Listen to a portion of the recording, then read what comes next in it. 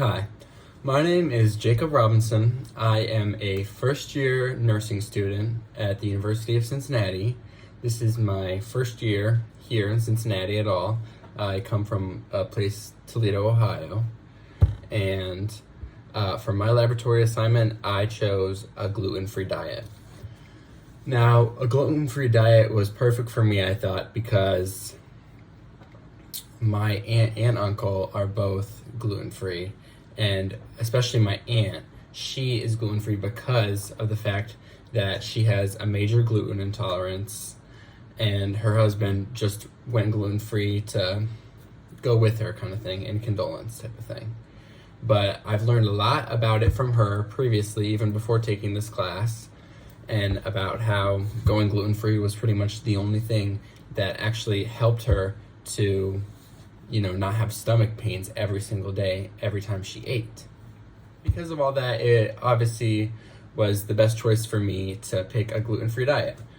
I decided also to do it because I thought it might be best for my stomach too, because I've always eaten gluten my whole life, and I have had some stomach problems too. One of the main things that I was most worried about, though, was not being able to eat certain foods when I went out.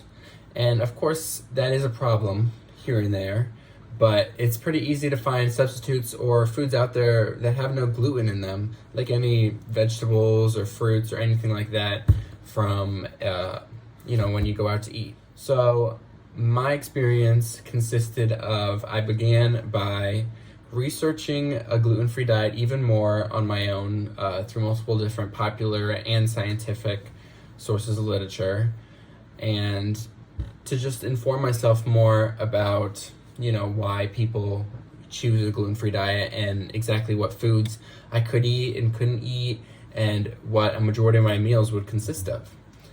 So obviously, since then, I planned a little bit more of my food around. When I first took on the diet, I went to the grocery store, of course, and picked up a bunch of different gluten-free objects, or just things that don't have gluten in them in general, and switched to eating those more. But I did pick up some gluten-free bread, which it was my first time trying that, and I did very much enjoy it. And I know that my experience with going gluten-free has been very similar to other people's too. A lot of people have stopped the gluten and just felt better, type of thing, because it's not the only source that you need to be eating. There's many different substitutes, like any kind of rice. So it was actually pretty exciting, especially at first, to be able to try different foods and steer away from gluten. It was a little diet that I did, and I did enjoy it. My meals mostly consisted of a variety of fruits, gluten-free bread products, rices, lots of smoothies, and just other products that lacked gluten. I decided to do the gluten-free diet for longer than was mandatory because it was going well and I was enjoying the meals that I was eating, and it was nice for when I had went back home. It was a fun thing to talk about with my aunt and uncle, and they gave me a lot of helpful tips along the way on how to stay true to the gluten-free path and to just, foods to steer away from type of thing. Now, gluten-free is synonymous with celiac disease, which is basically an improper absorption of, foods on like a microbial level in your intestines type of thing.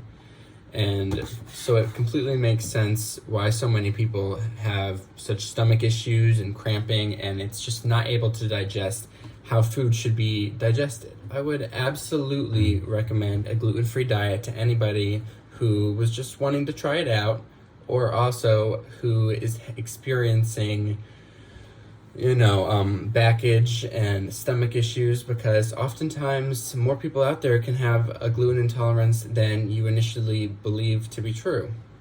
And it's something that you might want to try out, and is an amazing alternative and the only real treatment for a gluten intolerance or celiac disease. So it's very important for the people that do have things like that to have a gluten-free diet as a resource to cure themselves of stomach pain.